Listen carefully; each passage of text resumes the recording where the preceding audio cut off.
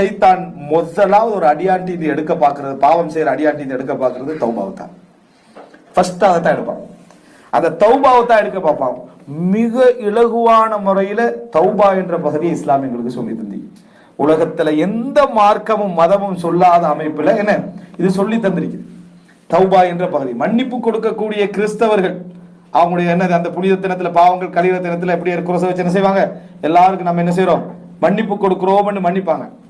அந்த ஒரு ஃபாதிரி ஒரு இஸ்லாத்துக்கு வராரு, எதை வச்சு தெரியுமா, குல் ஹுவல்லாஹு அஹத் அல்லாஹ், அதாவது அஃப்வன், அதாவது இன்னல்லாஹ் யக்ஃபிரு துனூப ஜமீஅ வ மன் யக்ஃபிரு துனூப இல்லல்லாஹ். அல்லாஹ் தஆலா எல்லா பாவங்களையும் மன்னிப்பான், அல்லாஹ்வை தவிர பாவங்களை மன்னிப்பவன் யார் இருக்கிறான் என்று அல்லாஹ் கேட்கிறான்.